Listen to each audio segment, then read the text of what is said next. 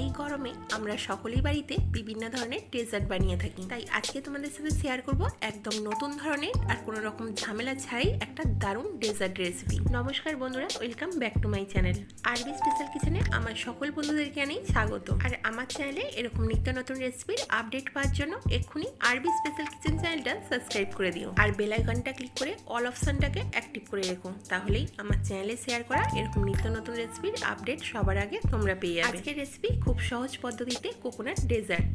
এই ডেজার্টটা বাড়িতে একবার বানিয়ে দেখতে পারো। বানানো খুব সহজ, ঘরে থাকা সামান্য কিছু উপকরণ দিয়েই 10 মিনিটের মধ্যে কিন্তু খুব সহজভাবে এই ডেজার্টটা বানিয়ে নেওয়া যায়। বাচ্চা থেকে বড় এই ডেজার্টটা কিন্তু খুব পছন্দ করবে। আমার সকল বন্ধুদের কাছে রিকোয়েস্ট ছিল ভিডিওটা স্কিপ না করে পুরো ভিডিওটা দেখো। কথা দিচ্ছি আজকে এই ডেজার্ট রেসিপিটা তোমাদের দারুণ লাগবে। তাহলে চলো বন্ধুরা, রেসিপিটা আমরা দেখে নিই। ডেজার্ট বানানোর জন্য আমি সবার প্রথমে একটা এরকম ছোট নারকেল নিয়ে নিয়েছি। এখন আমি এই নারকেলটাকে দুভাগে ভাগ করে নেব। তো দেখতেই পাচ্ছ বন্ধুরা, আমি নারকেলটাকে ফাটিয়ে দুভাগে ভাগ করে নিলাম। এখন আমি নারকেলটাকে কুড়ুনির সাহায্যে ভালো করে কুড়িয়ে নেব। তো দেখতেই পাচ্ছ বন্ধুরা, আমি একটা কুড়ুনির সাহায্যে নারকেলটাকে আমি খুব ভালো করে কুড়িয়ে নিয়েছি। এখন আমি এই কুড়ানো নারকেলটা মিক্সির মধ্যে ভালো করে ব্লেন্ড করে নেব। তার জন্য এখানে একটা মিক্সিং জার নিয়ে নিয়েছি। এখন আমি কুড়ানো নারকেলটা সবটা মিক্সিং জারের মধ্যে দিয়ে দেবো।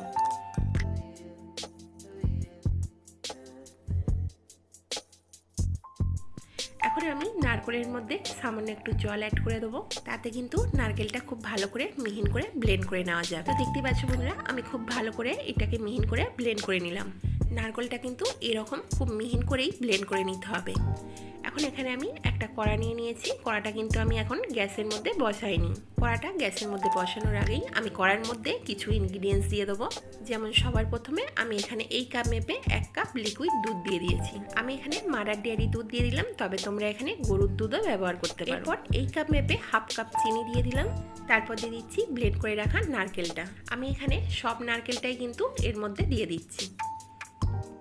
এরপর অন্য একটা বাটিতে 1/2 কাপের মতো আমি লিকুইড দুধ নিয়ে নিলাম। এরপর এর মধ্যে দিয়ে দিচ্ছি এই চামচ মেপে 2 চামচ গুঁড়ো দুধ। কিন্তু ডেজার্টের টেস্টটা দারুণ আসে। তারপর দিয়ে দিচ্ছি সেম চামচ মেপে 2 চামচ কর্নফ্লাওয়ার। মানে যতটা পরিমাণ আমি গুঁড়ো দুধ নিয়ে নিয়েছি ততটা পরিমাণ আমি এখানে কর্নফ্লাওয়ার নিয়ে নিলাম। এরপর দিয়ে দিচ্ছি 1/2 টেবিল চামচ অরেঞ্জ ফুড কালার।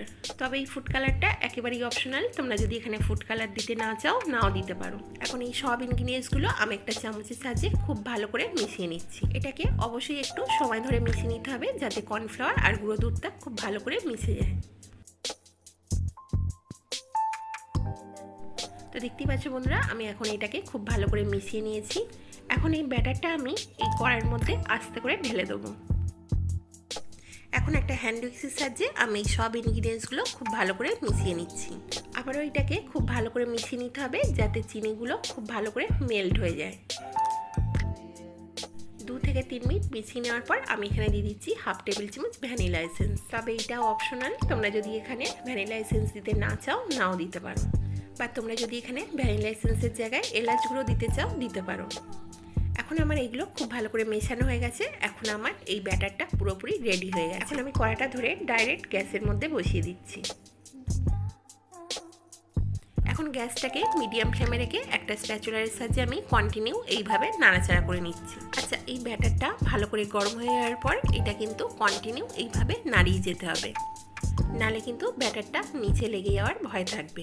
2 থেকে 3 মিনিট নাড়াচাড়া করতে করতে ব্যাটারটা আমার একটু গাঢ় হয়ে এসেছে। এখন আমি এটাকে আরও 5 মিনিট এইভাবে কন্টিনিউ নাড়াচাড়া করে নিচ্ছি। বন্ধুরা, এর আগে আমি আমার চ্যানেলে অনেক রকমের ডেজার্ট রেসিপি শেয়ার করেছি, তোমরা যদি চাও আমার চ্যানেলে গিয়ে ভিজিট করতে পারো। তো দেখতেই পাচ্ছ বন্ধুরা, 5 মিনিটের মতো নাড়াচাড়া করতে করতে আমার এখন এটা পুরোপুরি রেডি হয়ে গেছে। এই সময় গ্যাসের ফ্লেমটা একদম লোতে করে দিচ্ছি।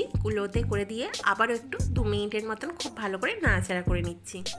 এখন আমার এইটা নামানোর জন্য পুরোপুরি রেডি হয়ে গেছে।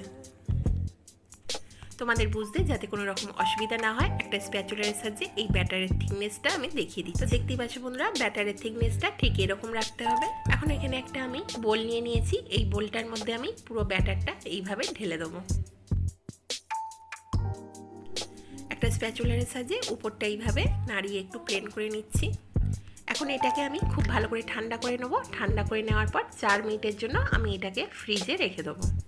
এখন ফিরে এলাম 4 মিনিট পর। এটাকে আমি এখন ফ্রিজ থেকে বার করে নিচ্ছি। চারদিকটা একটা স্প্যাচুলার সাহায্যে এইভাবে একটু ছাড়িয়ে নিতে পারি। একটা প্লেট উপর দিয়ে এইভাবে রেখে এটাকে উল্টে আস্তে করে আমি বার করে নেব। তো দেখতে পেলে বন্ধুরা কতটা ইজিলি ভাবে এটা বেরিয়ে এলো। এটা দেখতে সুন্দর হওয়ার জন্য একটু ডেকোরেশন করে নিচ্ছি। তার জন্য একটু উপর দিয়ে গুঁড়ো দুধ ছড়িয়ে দিচ্ছি। তবে তোমরা অবশ্যই তোমাদের পছন্দ মতো জিনিস দিয়ে এটাকে ডেকোরেশন করে নিতে পারো। এটা দেখতে আরো সুন্দর হওয়ার জন্য উপর দিয়ে একটা চেরি ফল বসিয়ে দিলাম। এখন এটা সার্ভ করার জন্য পুরোপুরি রেডি হয়ে গেছে। একটা ছুরির সাহায্যে আমি একটু কেটে তোমাদেরকে দেখিয়ে দিচ্ছি যে এটা কতটা সুন্দর হয়েছে।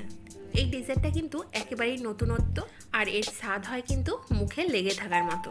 একটা চামচের সাহায্যে আমি তোমাদেরকে একটা কেটে দেখাচ্ছি যে এটা কতটা সুন্দর আর কতটা নরম হয়েছে। তো দেখতে পেলে বন্ধুরা কতটা সহজভাবে আর কতটা কম সময়ের মধ্যে আমি একটা দারুণ ডেজার্ট রেসিপি তৈরি করে নিলাম। আমার সকল বন্ধুদের কাছে রিকোয়েস্ট হইল এই ডেজার্টটা একবার হলেও বাড়িতে ট্রাই করে দেখো। আর আমাকে অবশ্যই একটা কমেন্ট করে জানিও যে এই ডেজার্টের রেসিপিটা তোমাদের কেমন লেগেছে।